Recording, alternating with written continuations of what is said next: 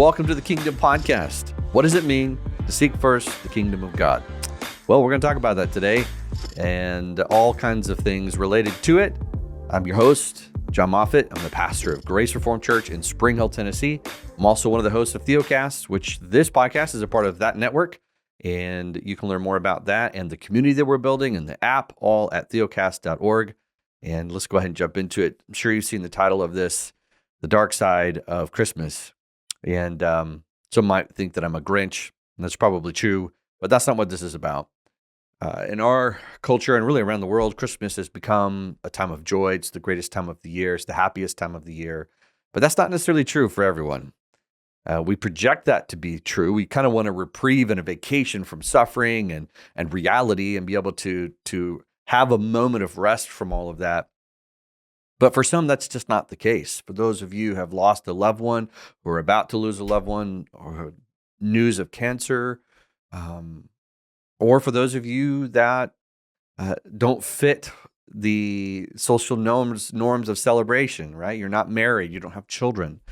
These are all really complicated situations when it comes around to holidays, specifically when it comes down to Christmas. And the holiday that's supposed to produce joy really feels like it just exacerbates depression and anger and sadness. And so I just wanted to speak to those people and encourage you and really let you know that you're not alone, that you don't have to fake being happy this Christmas. There's also nothing wrong with being happy and understanding that there is a temporalness to our world and that at times God does provide for us a sense of relief, a taste of Eden, really, a taste of the new heavens and the new earth, where the church can gather around each other and celebrate their king. And even though Jesus wasn't born in December, it's fine. But celebrate the work of Christ on our behalf.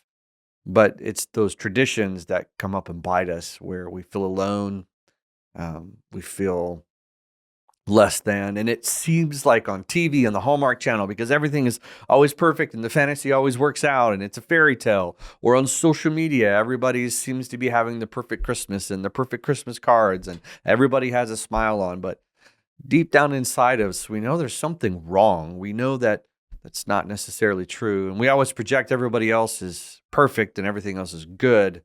And we're the ones that are wrong. And so we either pretend, or we medicate, or we hide, or we become angry, we become bitter. That's why it's the dark side of Christmas. I think many times there is a confusion between celebrating and tasting Eden and then wanting Eden to be a reality now, wanting the new heavens and the earth now, or expecting that that is the norm, expecting that there's supposed to be equality amongst everyone and that God is promising that if you do your part or, then God will do his and your life will turn out to be this wonderful, whatever Disneyland fantasy that you have in your mind about what your life's supposed to be. Well, it's not. And so what do we do about this? How do we handle this? What do we do with our frustration? Part of this podcast, the reason why I started it is to have conversations that are biblical. And one of those is the reality that when God created the original world, it was designed to be in fellowship with him and to glorify him and enjoy him and enjoy his creation. Everything we see, taste, hear, experience, emotions, physically, everything was supposed to be an enjoyment of the Father in glorifying him. And obviously that whole thing got turned upside down because of sin and continues to just pummel down into darkness. And that's not without hope, though, because the hope is restoration. So that makes us exiles, right? As Peter says in 1 Peter, that we become elect exiles, those who are chosen by God's love, but yet we live in a world that we don't fit in. And it's not only we don't fit in physically, we don't fit in it spiritually, meaning that we don't have the same values and we don't hold that this is all there is, like basically enjoy life now and then die. That's the exact opposite. We suffer now and then live. But the world has put it into our heads that we live now and suffer later, I guess, somehow, or there is no suffering. You live now and then you die. But Peter and Paul make it very clear that we're supposed to set our hope fully on that which is to come. Therefore, we have a different perspective. We become ambassadors, we become light, we become the temple of God, the way in which it's described that, Paul and Peter both use this image that we house the very power of God within us, the Spirit within us. And from us, we bring comfort and joy and a healing to the world around us. And so when you meet someone this year, or if it's even you, but if you meet someone this year that's on the dark side of Christmas, you get to be that light to them.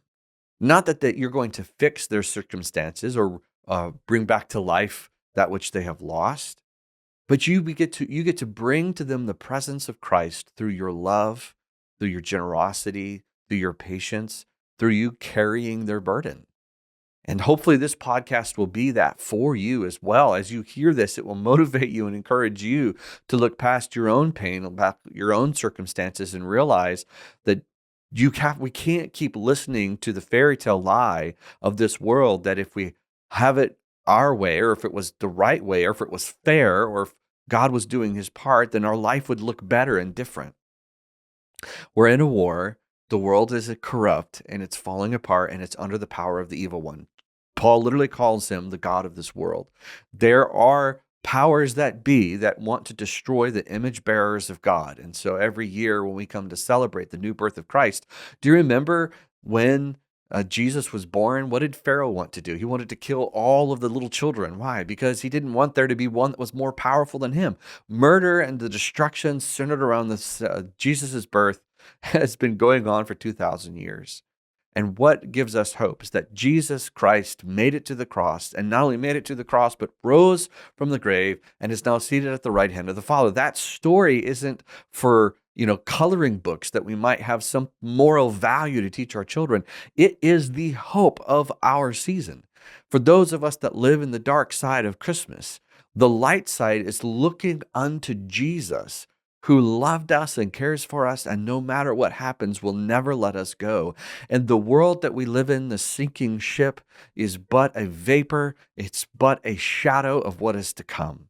And yes, there is much to enjoy about this world. It's beautiful in its resemblance of God. It resembles God's glory.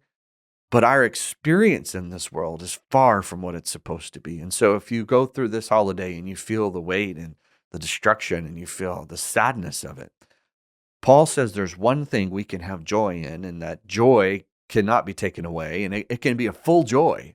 And that is the joy of our salvation, the joy of knowing who Jesus Christ is, the joy of our adoption, of knowing that God loves us and that we can celebrate that no matter if we have cancer or someone's died, or if we're suffering persecution.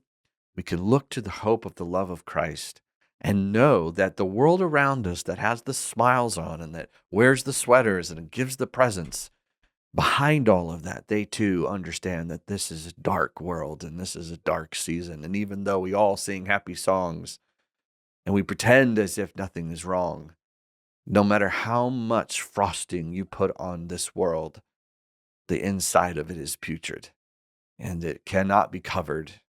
And the only solution resides inside of you. That is the hope of Christ and the gospel.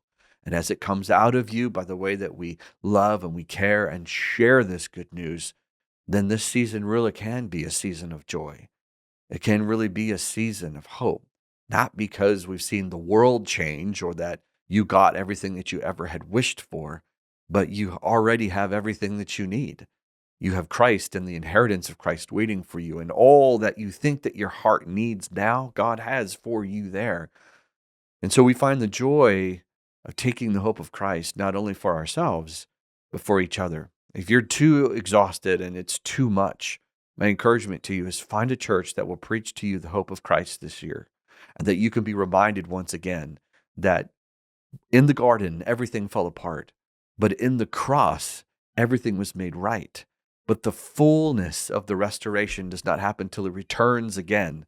And while we wait, we take the light of this truth into a very dark world, and a very dark world that smiles and pretends. And when the reality sets in, we'll be there to give them the only hope that matters, which is Jesus Christ.